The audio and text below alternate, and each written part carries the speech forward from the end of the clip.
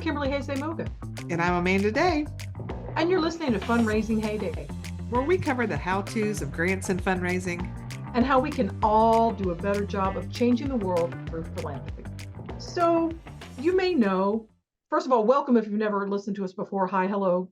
I'm so glad you're here. But if you've been following us for a while, you know we drop episodes every 2 weeks, which works for us. It seems to work for you. But if you just can't get enough of that heyday stuff, right, we've got you. Hop on over and to our website, heydayservices.com, and sign up for our free weekly newsletter. We tackle current tips and trends. We have book reviews, and we also have a steaming hot take that arrives piping hot into your inboxes every single Friday. Yep. It's also a great way to keep up with things we're doing. If we're going to be speaking anywhere, we share that, different free events. We talk about our book club coming up. So there's just, if you want to keep up with what Kimberly and I are up to, the Heyday Hot Takes is the place for that. Which is so true. So today we're talking about how to decide when to go for grants. Quick spoiler alert. Maybe you just, once I say this, maybe you're just going to want to go about your day, but I don't think so because we got some good stuff to share. But spoiler alert, the time and when to go for a grant is not simply because the grant cycle is currently open. Just want to put that out there. Just because there's a grant cycle open doesn't mean that you have to go for it. I know, shocking news. And if you love this episode and you want more of it, we're going to present on the same critical topic on April 11th, 2024 at 2 p.m. Eastern through the Grant Professionals Association. So they do weekly webinars.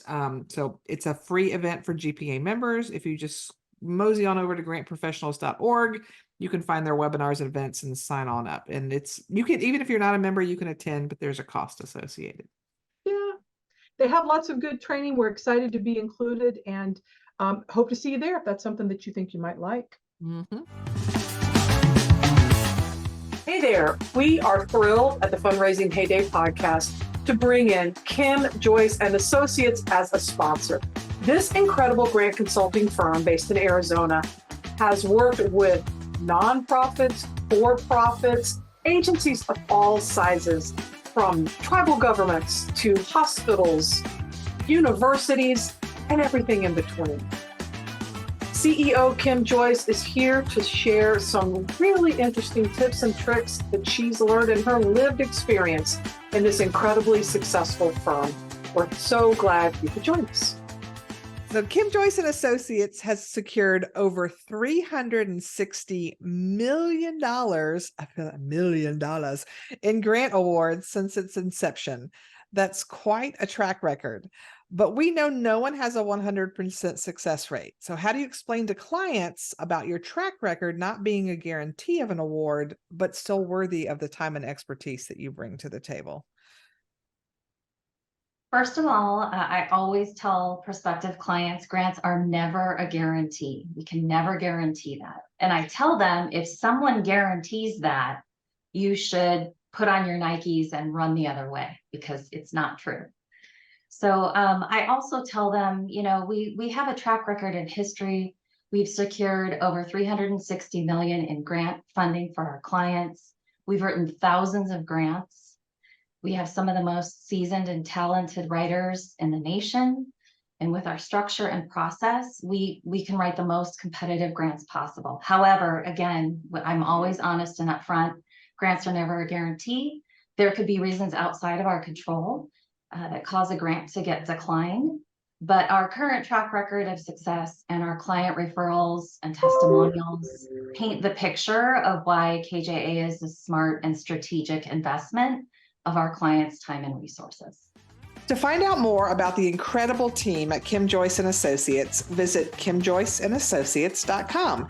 If you want to join a consulting firm who places value on integrity, excellence, and community, check out the career opportunities page. Kim is always on the lookout for her next great hire, as well as her next great client. So between bosses, boards, mayors, council members, executive directors, city managers, all CEOs, all those people that are in charge, right? They tend to bombard you with emails and swinging by your desk to talk to you and all that good stuff. And it's probably not only leadership. Like when I worked in an office too, like everybody who wanted grant money was coming to talk to me about, oh, there's this grant opportunity, or I saw that so and so got money, or hey, did you know that Oprah Winfrey, she got a lot of money, didn't she want to give us some? It just feels like you've got this pressure coming from all these directions about all these grants coming at you. And when that happens, when all you're doing is chasing that money, it really can feel like the Hunger Games of philanthropy. That's true. And I just want to go on the record for Amanda and for myself that we are unequivocally opposed to survival games that involve multiple murders. Okay. So we're totally not down for that. Great for movies and books, not so great in real life. But we're also here to tell you that it doesn't have to be that way. Yeah, Really and doesn't. it shouldn't be that way. So we're gonna detangle this knotted mess of how grant decisions are made, and we're gonna get very analytical about how it should be. And I'm also going to share a little bit about what goes on in my head when I'm making grant decisions. So that's scary to you. Just imagine 24/7, all here. Buckle up, y'all. So when I'm really when I'm completing a grant opportunity analysis, which is something that Amanda and I both do in our roles as consultants, and that I'm sure many of our listeners do or have worked with someone who does, and that's when you're not just making a laundry list, but you're really finding the right grant opportunities for a given employer or client. So this is the process that we're talking about is a process that I do when I'm trying to find that best fit. Yeah. And for the first time, we've got a little bonus prize at the end of the episode. Bonus. Yeah, we're offering. So if you stick around to the bitter end, we're going to clue you in on how to get a free tool. Kimberly's laughing at me. Yeah, bitter end. That Bitter just sounds end. so enticing. We've got a free tool that will help you in the process. So hang around for that. Come on. But first, let's go over some of the critical things that you need to know to simplify how you seek grants and how you choose the best fits for your organization. And the first thing you really need to do is start with what your agency really needs. And I know that sounds kind of a, well, duh, Amanda, what else would we be going for? But when you're in that situation we just like we described earlier where everybody's coming at you with I need this, I need this, I need this, everybody thinks what they need is the most important thing because in their world it Shocking. is. I know, Shocking. but that may not be what's best for your organization as a whole. It may not necessarily be best for what or the people you're serving, or the whether you're serving the environment or the puppies or the whales or whoever you're serving, right? And so wading through all of that stuff and figuring out what your agency really needs, what your priorities are, that really helps guide your research. And there may be certainly, your agency may have like a 5-year plan that details what some of those things are. You may have some sort of strategic document or framework you're working from, or it may be as simple as every year you're meeting with the leadership of your organization and hopefully taking input from the community and figuring out, okay, this year, this is where our focus is. And that's something I always did, even in local government. Once our budget was passed, that's usually when I would then meet with department heads and go, okay, so what didn't make the budget that you absolutely need that didn't get in there? And maybe these should be some of our priority things. So that's one thing you need to do. Another thing is to really understand the actual needs of the community you serve. And so getting those stakeholders involved, getting the people you serve involved, because as staff, you kind of think you know what is needed, but if you're not walking in the shoes of the people you're serving, it may not be the right fit. Like you may think, oh, everybody, we need a new road because traffic's bad. And residents may say, actually, we don't think traffic's that bad. What we don't like is that we don't have enough parks in our community. So, just because you think doesn't mean that you know. And so if part of your strategic planning process does not include input by your clients and your community, you probably want to rethink that and you want to get involved and talk to them more. And so having those two things helps guide where your priority is going to be. And the last thing you need to know is how grants actually work. And hopefully you're like, yes, I'm a grant professional, I know. And while you may get it, that doesn't mean that the people that are telling you what to do Oh, they get it. rarely do. They Yes. rarely do. And Yes. sometimes if you're being voluntold to write grants, you may not know squat about how they work either. So really, Yep. important thing to know. Uh-huh. So, grants are not an end all be all. It's not magic money flowing from the heavens with no repercussions. And it just, you write the grant and it arrives and everything is great, right? Grants only fund certain things, right? General operating can be hard to find when it comes to foundation grants. Federal grants won't fund things that you already have budgeted for. They call that supplanting, and they won't let you do that. It can be hard sometimes to fund people, fund your staff. I'm not saying it's impossible. I'm just saying it's not something that's uber easy. And so understanding that, like, yes, we may have all these needs, but grants may only be able to fund a portion of it. So the powers that be may need to figure out, well, how are we funding the rest of it if grants is not an option? And then based on what grants can do, let's put our focus there. So that's an important thing to understand as well. So once you've got all of that figured out, that's how you can help match up, like, okay, so based on the needs of our organization, the needs of the community and the clients that we served, what grants can and can't do, now we know this is where our focus should be. And that's what you've got to figure. You think grant research is the first step? No. Figuring out all of that stuff is the first step. All of that needs to be done before you even sit down and look for a grant, because otherwise you're just spinning your wheels. It's so very true. I really feel like it's usually in a lot of situations, it happens the other way around, where there's a grant opportunity and then the client or agency really tries really hard to fit themselves into that existing opportunity. Sometimes it works, sometimes, but more often than not, it's this sort of push me, pull you thing going on where it's just really either a stretch to, or it's the scope is wrong, or it might involve a whole lot of mission drift to chase after money. So that's really, really the way, Amanda, the way you described it, that's really the best way to go about it. And I used to always go, in my perfect world, but I'm going to quit saying that. It's like, that's the best way to go about it. Whether or Yeah. not your world is perfect, and it's probably not, because who is perfect, but that's really to establish those priorities. Maybe in the budgeting, after the budget has been confirmed, as Amanda talked about, or maybe at the start of the fiscal year, which also could coincide with the budget planning process, something like that. And go through each year and do that. And you may be thinking, oh, but I am just a grant writer. I can't possibly go. Really, y'all? It's okay to go, hey, these are how grants work. If you can, we need to have a little voice at the table here so that we can find the best fit, so that we don't have some Yahoo on the board going, well, clearly we can raise $250,000 to fund all of our admin support staff. That's your job, Kimberly. No, my dude, that is not the way it's going to roll, because that's just not the way it works. Yep. It's just not the way it works. So understanding that also leads into, I think, something that I don't usually like to wear t-shirts with writing on them. And I actually don't put stickers on my laptop. But if I did, I would say beware of confusing eligibility for being competitive. Not the same thing. And it comes up time and time again. I've had clients say, well, we can apply for this because we are nonprofits and you have to be a nonprofit to apply. And I'm like, true.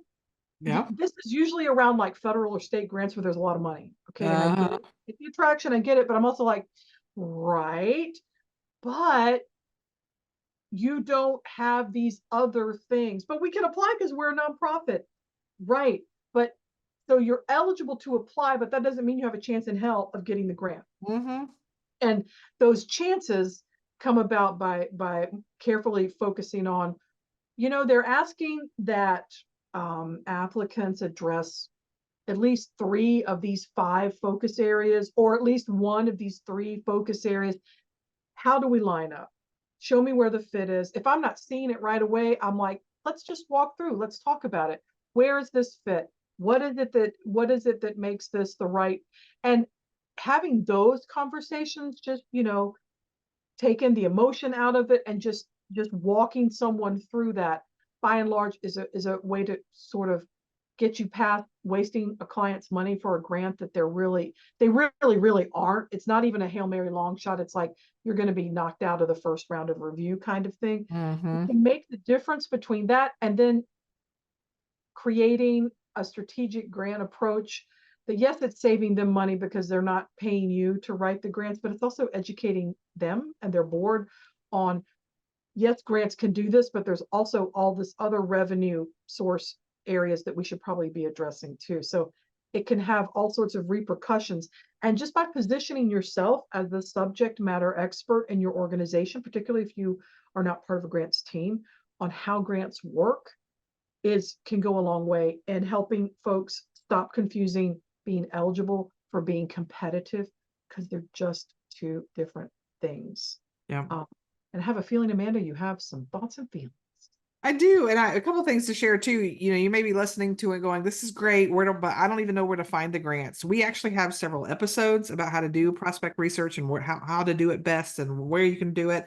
And we also have a free webinar about 5 free ways to find grant funding. So I'll make sure we put links to all of that in the show notes. So if you are on our website, that's the best place to look up this particular episode, and in the show notes it'll give you links to all those other episodes you can go back to if you want that whole picture of prospect research, we can give it to you. So but then going back to the examples, so I can give you an example of, I remember, I won't name them, but it was a corporate funder that they were giving a grant, and I'm saying grant very loosely, but they were giving you grant money to build an animal park. So, people could come and take their dogs, and a dog park, really. Oh, like a dog park, A not dog like a, park. okay, Yes. because I'm Yeah. not, I got Yeah. you. Let me use my words correctly. Not just any animal, bring them all. No, a dog park. The muskoxen, gather round, children. This will be great. What's Says go the girl wrong? who does not have pets. But anyway, so I'd been looking for money for this. There really isn't a lot of grant money for projects like this, even though communities really like them and want them and say they need them. And so anyway, so I finally found, this was like the one grant I found, and I thought, okay, well, this is it. So I've got to do it because we don't have any other options. But it was one of those where, like, you submit an application, and if it's like a short form, and if they find you worthy, then you get to participate in this. Here's your Hunger Games, where you've got to do videos and get likes on Facebook and get your community to vote. And so, like, here I am, and this is years ago when Facebook had been around, but it wasn't as widely used as it is now. And me as a grant writer, suddenly become a marketing and communications person to get our community to rally and go on Facebook daily to vote. So we'd have enough. Needless to say, we did not get the dog park, and the amount of hours I spent dealing with this was out of control. And so that's when I was like, yeah, this is my first and last time I participate in one of these grant shenanigans, because it was not worth my time at all. Even if I'd gotten the grant, I don't know that I would have said it was worth my time, because it was like I could have probably written 5 other grants for 5 other things and gotten those funded, and then we could have just figured out how to internally fund that park if it was that important, right? So it can be frustrating. And so, figuring out, when you think about, oh, are we a match and are we eligible and competitive, it isn't just should we apply, it's a totality of the work involved and the end results and your chances of success and all that kind of stuff. So, which I think, Kimberly, you're going to break down that I'm analysis gonna break it. paralysis for us, so we aren't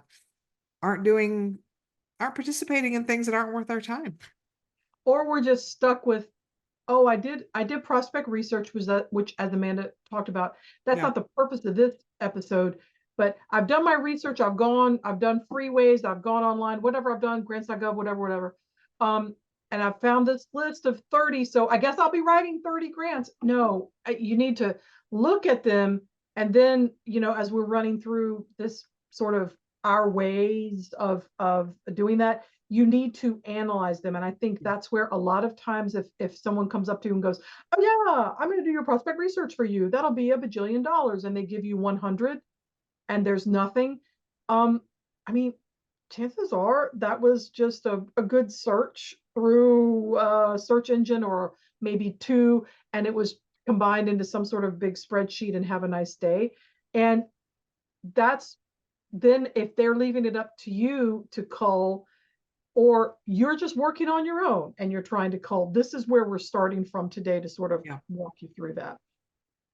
Another thing I would add, though, to Amanda, to your example, before we go on with this, I'm also having trouble with words today, is it's the PITA analysis, the PITA factor, really. And it's PITA, like the little lovely pockets of bread in which you can put your falafel or your whatever turns you on, for lunch or dinner, whatever, breakfast. I'm not going to judge you. So PITA in my world also stands for pain in the ass. So I want to look at the PITA factor, right, for doing a grant. And I mean, I'm serious. And No, I'm serious. it's true. And it'll pop up in some things that we talk about, but is the pain in the ass of answering 35 questions, 8 attachments, and a partridge in the pear tree, not that I'm bitter, but this just happened, is that worth the 10 grand that the agency is probably going to get? You know, it's something to think about. And you may be thinking, well, isn't that your job? Right. But actually wrong. My job is to find those best fits. My job is to advise in a strategic fashion and then put my time and their time to the best possible use to get the most money in the most efficient and effective way. And if the PITA factor is really, really high, then you know what? I'll go to my favorite Greek diner and have a pita, but I don't want the pita factor to be high when I'm writing a grant. And so one of the ways to break through that, you can throw in the PITA factor when you're analyzing things. But if you're faced with a big old laundry list of grant opportunities, is to know and accept the fact that you need to go in and look at them one by one. Yeah. So if you did a big wide ranging thing and ended up with 1,000, yeah, you're going to need to refine that, right? Because nobody's got that kind of time.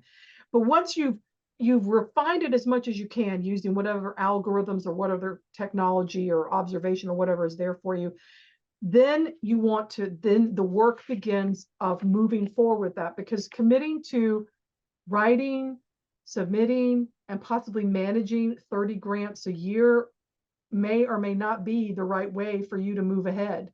When I was from the human services sort of private funding sector, that would be low. But if you are managing huge federal grants on your own for a local government, 30 huge grants a year to manage, that's just really not possible to do well with just one person and have that person actually sleep and have a family life. So what we've done maybe over the years, and what we've put together as a freebie for you, is sort of talking through a set of questions, right?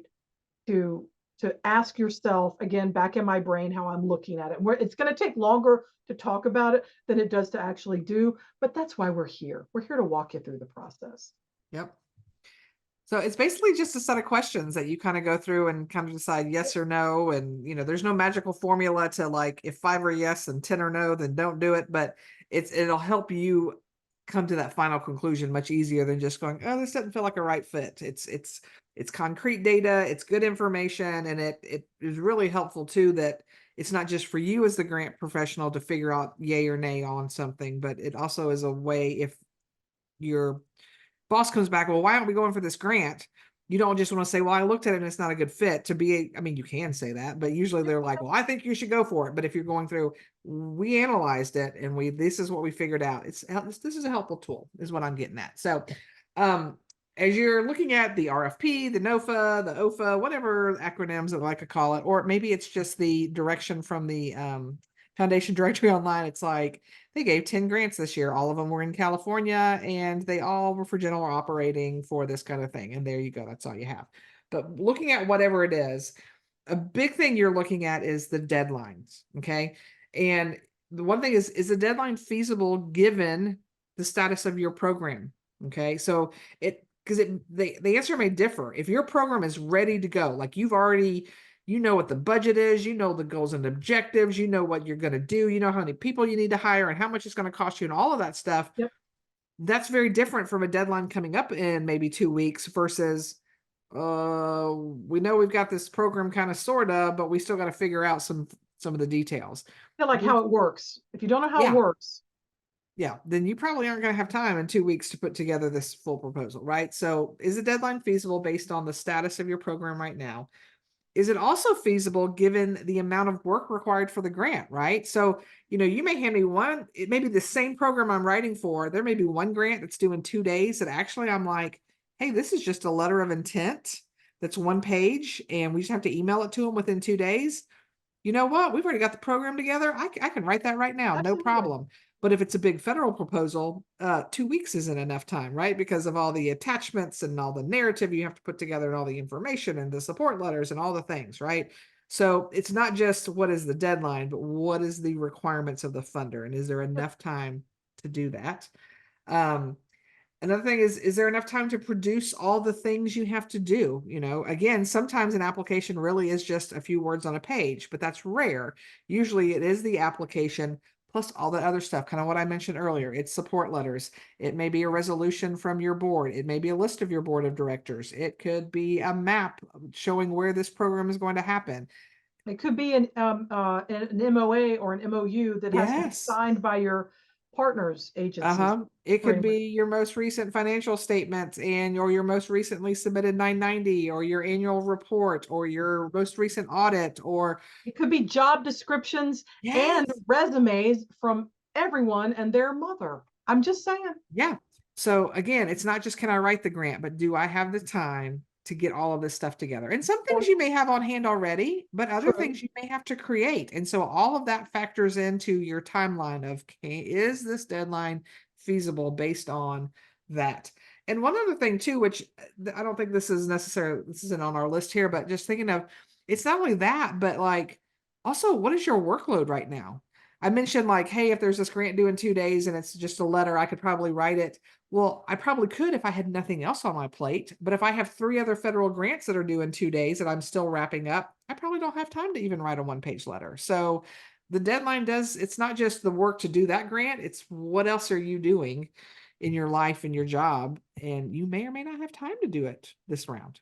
And if you feel like you're in a place where you just have to do what you're told because they tell you to, may not be the right place for you. And I would Yeah. just like to go on record as saying that, and also go on record as saying grant writing is a highly desirable skill. If you are good at what you do and you're in a place where they're treating you horribly, you don't have to be in that place. You Yeah. totally do not. You can go to another employer, you can go to larger consulting firms. You have a marketable skill. And I think it's time that we act like it instead of like, oh, yes, sir, may I have another? It's like, staying up Hmm. all night long to get a grant done is not the badge of honor. It is not the flex, as the children used to say, that you think it is. It Yeah, really isn't. it is. So just Well, and I've on our question, but that is a part of what is there is actually it is the deadline feasible? yeah. Is it feasible? Because Cover I've this. worked places where I've had to go to my boss before and say, hey, there are these 5 grants due within this time frame. I do not have the capacity with all the other grants I'm managing and other things I'm doing to do all 5 of them. So this is the department it's for, this is the project what it's for. I could probably tackle 3 on my own. So either can you give me more help or which are the 2 I'm not doing? And we've sat down and sometimes we've brought in help. Other times it's like, well, we're just not doing these 2 this year. Okay. That, but I mean, Yeah. you should be able to have those conversations and hopefully where you work, they understand that. And that wasn't something that I knew that I could do when I first started writing grants. I'm Oh, serious. no. Yeah. And I'm just, again, it's not a flex if you're burning yourself out and you're No. affecting your health to do Nope. this. I'm just saying. So, so Amanda's talked about sort of the deadline stuff, right? You've gone through and you're like, hey, deadlines. I also, hey, money. So again, in my brain, it's like, hey, deadlines and these questions. And then what's the money? And sometimes more money in a grant award isn't always the best fit. And I know you're like, what? No, really, it Yeah. depends. It depends. So some of the things that I would recommend looking at when you're in your sort of money category of evaluating a grant opportunity Can is we pause for a minute? Because I really want to sing money, money, money, money, no, money. Sorry. okay.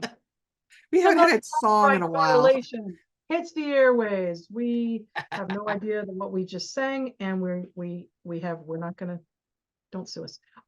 So because that would be money, right? So when you're looking at when I'm looking at an opportunity, I'll be like, okay, so maybe the deadlines are possibly doable. Or usually I look at deadlines and money kind of at the same time, because it doesn't take a long time to go through that list if you're doing it on your own. It doesn't take a long time to ask yourself those questions. So what is the award amount, right? What is the range? What are we talking about? If I need to raise $2.5 million for a capital campaign, let's say, then I'm not necessarily going to want to be spending a lot of time on grants that the Maxdell Award is $2,000. I'm really not. That is not my first priority. Even though it might just be, oh, it's just a letter. Oh, it's just a family foundation in the area. It's like, oh, then just someone else can maybe do that. I can help somebody do that. But don't you want me to come in and what if I can work with our team and write $1 million grant, and then we're like almost halfway there, and then we can fill in. And then, maybe the family foundation that's a $2,000 max, can come in a different kind of way. But I just want to see. I want to see, because I'm not going to go, if I have an opportunity for a good fit, right? Not just eligibility, but a good competitive fit for that $1 million, I want to go there first, because efficiency. Also, you want to make sure and understand completely if there is a match requirement. What is it? If you're not familiar, Amanda and I are both sadly too familiar with this, but a match requirement is usually for government funding, where you need to put some skin in the game, where that skin in the game could equal money at a 1-to-1 match. Like if you ask for $100,000, your organization must have $100,000 that it can prove is in an account on the books and ready to go toward this project, right? So it's like you're going in halfsies on this. If you don't have the match, and matches vary between different applications and same agency, 2 different applications, 2 different match requirements, right? You're just going to know, because you're going to find it out. So if you don't have that kind of money, if you don't have a match, then, and you have to show it as you apply, hi, hello, don't do that. Don't do it. Nothing good is going to come of it. Is it multi-year? If for program support, I'm all about general operating, and I'm all about multi-year. Absolutely. Capacity building, yes, come through with all the good things.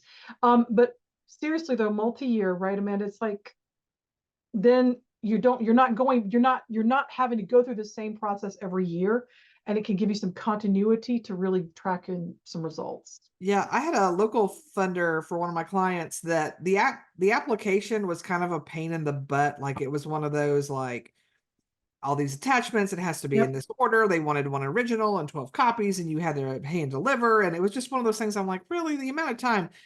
But if you won the award, it funded your same program, whatever your ask was, that they funded for 3 consecutive years for the same amount of money. So And I that was like, changes the PETA factor "Ooh," right yeah, there. I was like, That okay, lowers your now, PETA factor. yep, it That went lowers right it. down. That lowers it. Absolutely. And another thing to think about when you're thinking about money is how you gonna get the money. Is Yeah. the money, a lot of the work that I have done in the private sector has been where they either send you a check or a transfer, make a bank transfer for the entire amount at once and with a letter, right? Or they might, if it's a multi-year, it might be divided in thirds across 3 years or whatever. But it's like you're getting the money to do the things in advance of doing the things. Whereas with most government funding, it's usually, but not always, on a reimbursement style where you have to front the money. So that's in addition to the match, right? You're fronting the money to do the things. And then if you do every single form right, and hold your mouth a certain way, and turn it in on time, and perform a little dance and do the hokey pokey and turn yourself around, then you'll get the money in a timely fashion to reimburse your agency for the work done. And sometimes that works like a charm, and sometimes there are delays. And still, that can be, it's usually larger amounts of money, transformative work. But if your agency can't operate like that, then don't even play there. Don't even go there. And that's where explaining how this works to people who you think should maybe already know, or who think they already know but don't, this is the way to go. And you can always blame the funder. If you're having trouble finding your courage to say, here's where we can't, we're a $1 million agency. Here's where we can't apply for a $3 million federal grant Yeah. because the amount of match required exceeds our entire operating budget. Mm-hmm. There you go. You're not, it's just a fact. And Yep. so I just find Well, that taking the emotion out of it, and it's just, and then it's like, no, this is what the funder says. Gosh darn it, that wacky funder. And then you can go on to do, but meanwhile, here's this community foundation that has this grant that is a super great fit. yep, absolutely. Well, heck, I worked at a city. Our annual budget, operating budget was 85 million, and even with a budget that large, when we'd get million and $2 million, $3 million grants, my finance director still was like, "You're seeking reimbursements every month, right? We need that cash flow. We need that money. We can't pay all that out at once and then wait for them to pay us back at the very end." I was like, "Yep, on top of it every month. I submit our reimbursements because it's a lot of money." So no matter, And sometimes, I guess, when you agree that like knocking out sort of the deadline drama and all the money questions, that can go a huge way if you are working with folks who think that grants are just free money. All you got to do is fill yes, out a form. I'm yep, also so tempted to say, well, why don't you just come on down, Haas, and show me how it's done if that's all it takes. mm-hmm, But again, I just want to get back to it's a skill and it's a valuable skill. And these critical thinking, analytical skills are also very valuable skills. I yep, wouldn't say it's rocket science at all, but it's key to sort of the longevity to seeking successful funding. yep, absolutely. So. Well, once you get past those two, and Kimberly's right, I think those are two that most people understand the most. That's the Yep. easiest way to explain. But another thing that may be a little harder to explain, but is so very vital, is understanding that it's not enough to apply just because you're eligible. And Kimberly mentioned this earlier. So just because they accept applications from nonprofits doesn't mean every nonprofit on the planet is who they're looking to fund, right? That's just the bare minimum. Right. Being eligible does not mean you've got the best chance of securing the grant award. And so what we're talking about here is the difference between eligibility and being competitive, right? So things you need to look at, are you just meeting the bare minimum requirements of that funder, or are you finding close fit with their focus areas? So let's say it's a foundation and they fund every foundation or every nonprofit within, they fund all 50 states they'll give money to. Yep. And they're just and they like to give funding based on, you know, ending hunger. Okay, so if you're a food bank, you're like, sweet, I'm in. Well, let's look, even though that may be their bare minimum requirements, or that may be some of the only information they really share, you can start looking again, having these search engines and looking at their 990s can help too. You may look and go, okay, I'm in Georgia.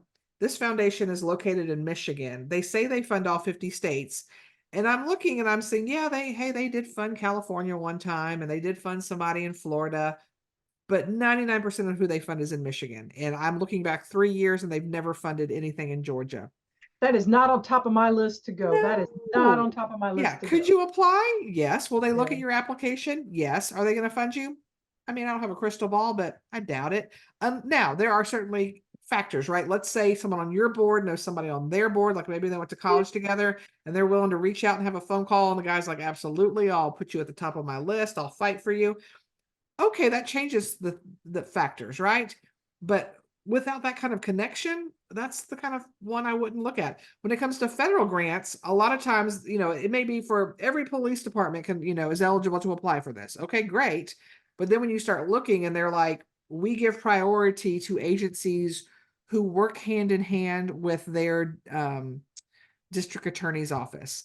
They build policies together Yeah. with their district attorney. They have community input by having a council of citizens who oversee blah blah blah blah. If you don't do those things, then you don't need to be applying for that grant because Just there's going don't. to be departments out there that do that and they're going to get those priority points, which means no matter how well you write or how great your program is, it's not going to be competitive enough to go head to head with those agencies that meet the super drilled down focus of that funder. So And just sometimes this happens a lot with private funding when um, their landing page for their grants says, we human services, and you're like, I provide a human service, okay. Yeah. And then you go down to the next page, human services in the Southeast, okay, human services in the Southeast that affect workforce development, economic development, and financial literacy, which is kind of what you might see when you look at certain bank foundations, right? Large Yeah, banks. It's like, absolutely. on the outset, I'm like, yeah, and then you drill down, it's like, no, we actually have an after school program,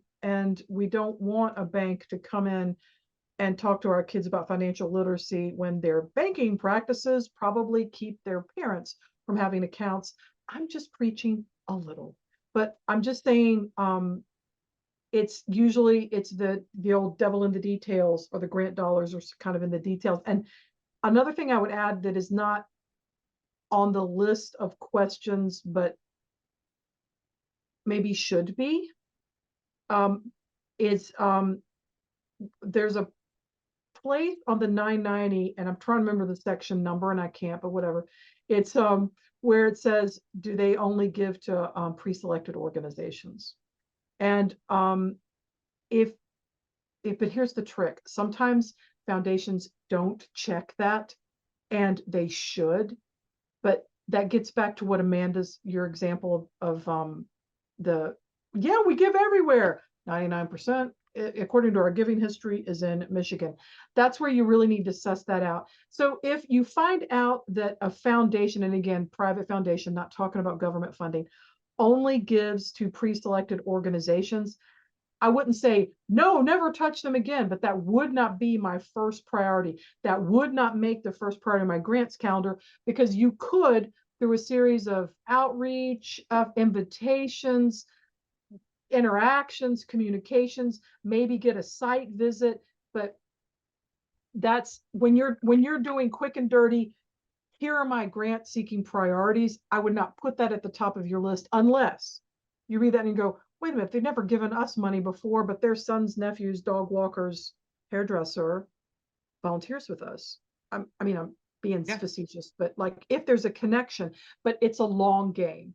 And so I'm not saying ignore the long game, but go ahead and get those ones that are open to accepting applications and are a really good fit and meet your own money and deadline requirements. Those would come first before you do that. So I just wanted to throw that in there because, yeah.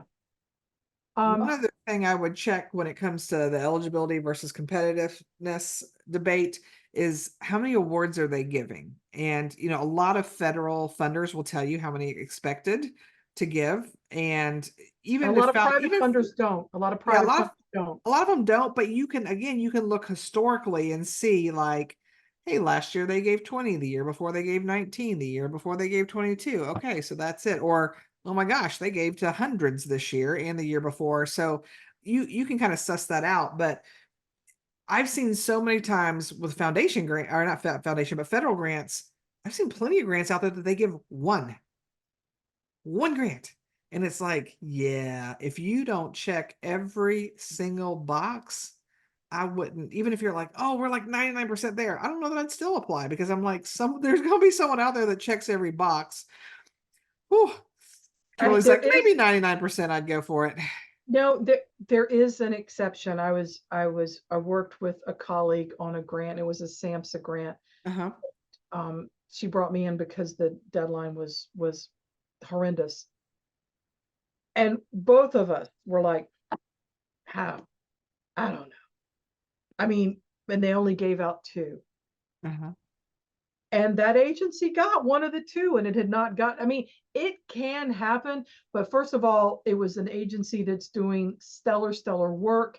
And my colleague that I was doing some peer consulting with also does stellar work. And it's it was a calculated risk, but and it did come through, but that's the only one I can think of. It did happen to happen this last year, but it's far and few between. It can happen, but again, just sort of, that would Well, it's not kind be of like my the, first. That would yeah, that's not. kind of like the lottery. You know, I bought I mean, I probably have bought 5 lottery tickets in my life. When it gets up to so much money, I'm like, well, somebody's got to win it, right? It's So not gonna be you. yeah, but the person who won probably thought the same thing and they won, Fair. right? So it's again not comparing grants to lottery tickets. I Please was hear gonna me. say I'm not buying a saying that. lottery ticket's a hell of a lot easier than pulling off a Oh, SAMHSA grant. absolutely. So, Say but it. those are some things you want to check Yeah. for when it comes to eligibility versus competitiveness. And that's, I wish I had known that phrase so much earlier in my career because I don't know how many times I've used it now. Like, yeah, we're eligible, we're not competitive, and here's why. And that usually convinces my client or whoever I'm working with, like, okay, I get it, we'll move on to something else. And I wish I knew that phraseology because I could have used it probably 100 times over the course of my career. And instead, I was just like, "Oh, okay, they said to write it, so I'm going to write it," and it was a waste of my everybody's time. So, Yeah.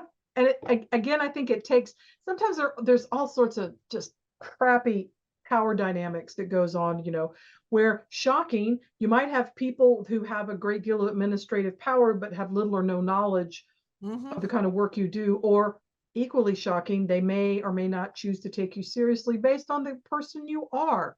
yeah, So being able to talk about this and couch it in this language instead of I saw it and it doesn't look like a good fit versus I reviewed after careful review against this and that, and here's the document.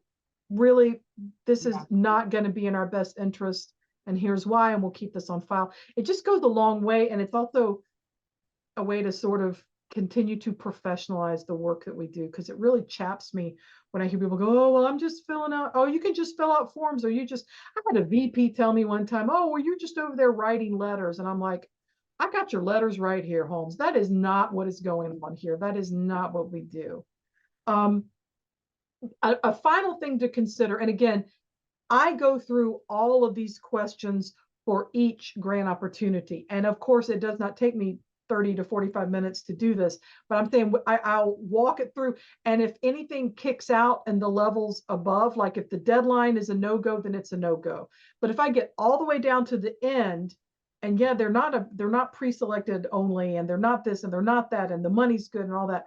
I also want to make sure that I understand, right, the the management of the grant. Now, for mhm, me, when I was starting out, I spent most of my earlier career just writing in the private sector versus public. It was there were grant management hurdles to jump over and race around or whatever, but it wasn't the same heavy lift that most public funding can be, but you still need to understand what it is that's going to be required because a lot of times what happens is you're going to get, if you're the grant writer and then you might be the de facto grant manager, like a certain person that I know, and you need to be real clear on those demands so that the same people who are like, oh, just write some letters aren't going, oh, just manage some federal grants because there's a lot that goes into it for a lot of organizations, it could mean hiring or contracting with someone who does nothing yeah, but manage those grants that's because it's a true. huge, huge deal. And I know someone who has lots of experience with this.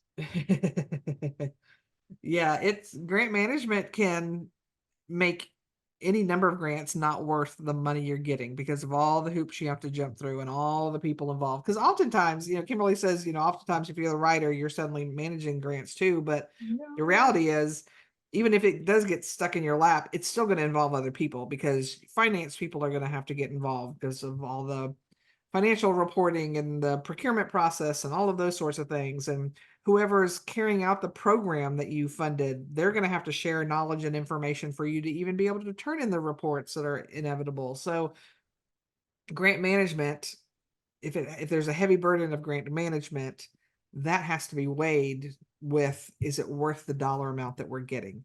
And sometimes the answer is no. Sometimes, and because I've seen some like small 10,000 grants that come from like at a county level or even a state level that you're like, I'm turning in monthly reports.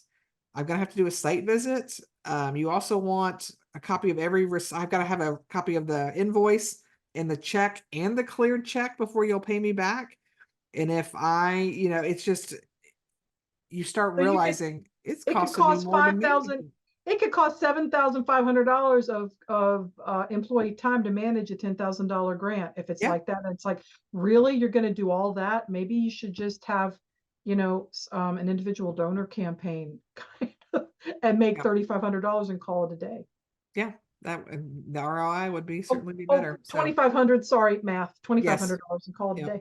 So, and if you're like, grant management, what is this thing you speak of? I know nothing about it. We are actually Run. run away. We're doing a grant management 101 podcast episode coming up in May. So if you hang on for about another month or so, we'll have an episode coming to you soon on that very topic. So just let you know that. So just to sum up, I would just y'all, here's the deal. I mean, it's not about writing all of the grants. It's about writing the right grants. Yep. For what it is that your agency is doing in the community you serve. So we're hoping that's going to help you help others to understand the importance of having a sound grant strategy. Absolutely. Also, I'm really wanting pita chips now because all that talk about pita. I'm just saying. Thanks again to today's sponsor, Kim Joyce and Associates. If you want to learn more about career opportunities and client relations with this growing business, visit kimjoyceandassociates.com. That's KIMJOYCE and associates.com. So really, we hope this rundown of how to evaluate grant opportunities saves you time, saves you money, and helps you get more money to do all the good things. Yep. So you held on to the bitter end, my friends. You're here. Thank you for staying with us. So our bonus episode today, if you did not know, we have a free downloadable PDF. We call it our Go No Go Decision Grant Guide. So if you'll visit our website, heydayservices.com, it's right there on the front page. You may have to scroll down a smidge, but we have this free document it kind of walks you through all these things Kimberly and I talked about, and it gives you a place to say yes or no, and there's a space for notes, and it's I think a 2-page document. So yeah, if you've got those, especially for those bigger federal grants or those bigger foundation grants that you're on the fence about, and people are really pushing you, but you're not quite sure, it is a great tool to kind of for you to take those notes, and then you can provide it to folks and be like, hey, here's my analysis of why yes, we should go for this, or no, we shouldn't. So you might want to check that out. Check that out. So, but for those of you who are still here with us, we're honored. We're so happy you listen to the podcast. Yep. We so appreciate that you're sharing your valuable time with us.